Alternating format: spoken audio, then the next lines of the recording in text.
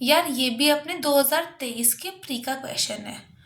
तो अपना क्वेश्चन है, Raj has 10 pairs of red, 9 pairs of white and 8 pairs of black shoes in a box. If he randomly picks shoes one by one without replacement. Without replacement का meaning है कि उसने अगर box से एक शू निकाल लिया तो फिर वो वापस उसको उस बॉक्स में नहीं डाल सकता, मतलब वो रिपीट नहीं हो सकता वो action. From the box to get a red pair of shoes to wear, what is the maximum number of attempts he has to make.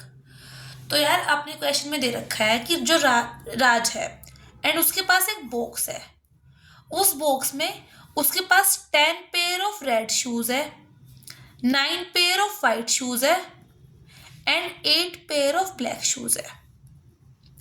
अब जो राज है वो इस बॉक्स से रैंडमली वन बाय वन एक शू उठाना स्टार्ट करता है विदाउट रिप्लेसमेंट। इस विदाउट रिप्लेसमेंट का मीनिंग ये है कि अगर उसने एक बार एक शू निकाल लिया इस बॉक्स से तो वो उसको वापस इस बॉक्स में नहीं डाल सकता, मतलब कि the action can't be repeated. Okay, अब हमसे पूछा गया है कि वो जो राज है वो वन बाय वन एक शू उठाता है इस बॉक्स से एंड उसे एक रेड पेयर ऑफ शूज चाहिए पहनने के लिए। तो हमसे पूछा गया है कि मैक्सिमम कितने अटेम्प्ट्स में उसको एक रेड पेयर ऑफ शू मिल जाएगा पहनने के लिए। तो हमसे पूछा गया मैक्सिमम कितने अटेम्प्ट्स, मतलब वर्स्ट केस है कि मतलब मैक्सिमम कितने केस के बाद उसे मिल जाएगा ये। तो यार हम सॉल्व करते हैं क्वेश्चन। तो अब अपने पास क्या है, 10 पेयर ऑफ रेड शू है, मतलब कि 10 जो है, अगर पेयर है 10 पेयर्स तो मतलब क्या होगा, एक तो लेफ्ट फीट का होगा एंड एक राइट फीट का होगा। तो 10 पेयर ऑफ रेड शूज का मतलब क्या है, 10 जो रेड शू है वो है लेफ्ट फीट के एंड 10 जो है वो राइट के है। सिमिलरली 10 वाइट शू है वो लेफ्ट, 10 नहीं सॉरी 9 वाइट जो है वो लेफ्ट फीट के एंड 9 जो है वो राइट फीट के है। सिमिलरली 8 ब्लैक शू जो है वो लेफ्ट फीट के एंड 8 है जो वो राइट फीट के है। एंड अब हमसे पूछा गया है कि मैक्सिमम कितने अटेम्प्ट्स के बाद उसको एक रेड पेयर ऑफ शू मिल जाएगा टू वियर।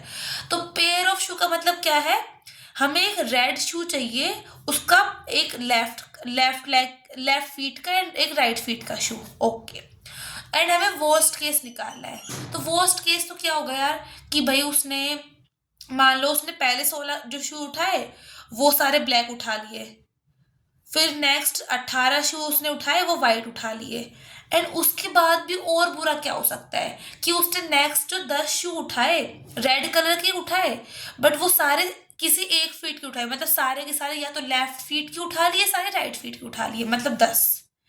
एंड उसके बाद अब जो वो नेक्स्ट शू उठाएगा वो तो यार कंफर्म अपोजिट फीट का ही होगा, मतलब शुरू में अगर मान लो वो 10 शू है रेड कलर के वो लेफ्ट फीट की उठाता है, तो अब जो नेक्स्ट जो एक शू उठाएगा वो तो यार कंफर्म राइट फीट का ही होने वाला है, तो मतलब +1। एंड जो +1 होगा इसके बाद तो यार डेफिनेट है कि उसको एक रेड पेयर ऑफ शूज मिल जाएगा वियर करने के लिए। मतलब क्या, एक पेयर क्या मतलब लेफ्ट फीट का मिल जाएगा उसको एंड राइट फीट का मिल जाएगा। तो मतलब मैक्सिमम कितने टाइम्स में उसको मिल सकता है a red pair of shoes to wear. इनका सम कर देंगे हम लोग, तो सम क्या आएगा 8। तो जो हम लोग इसका जो सम कर, तो अब हम लोगों को मैक्सिमम पॉसिबल केस निकालना था कि मैक्सिमम कितने टाइम्स में आ सकता है, तो उसके लिए हम लोग सम कर देंगे इसका एंड वो आएगा सम 8615, ये 45 आ जाएगा।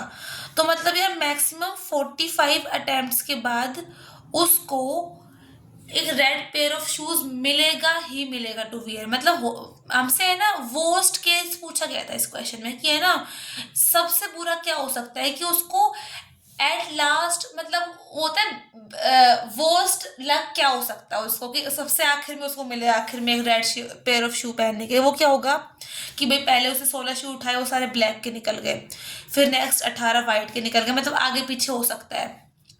उसके बाद उसने 10 उठाए रेड कलर के, तो वो भी सारे सारे सेम फीट के निकल गए। उसके बाद 10 के बाद जब वो 11वां रेड शू उठाएगा, वो तो यार डेफिनेटली दूसरे फीट का होगा, एंड उस टाइम उसका एक pair of red shoe complete हो जाएगा, यानी कि लेफ्ट फीट का एंड राइट फीट का, एंड इसके 45 केस बन जाएंगे। So maximum 45 number of attempts के बाद उसको डेफिनेटली एक रेड पेयर ऑफ शू मिल जाएगा टू वियर। तो यही था अपना आंसर। आई होप आपको समझ आया होगा। अगर कुछ समझ नहीं आया आपको तो आप कमेंट सेक्शन में पूछ सकते हो, एंड अगर आपको और कोई सी सेट का क्वेश्चन सॉल्व कराना है तो वो भी आप कमेंट कर सकते हो। Okay, thank you.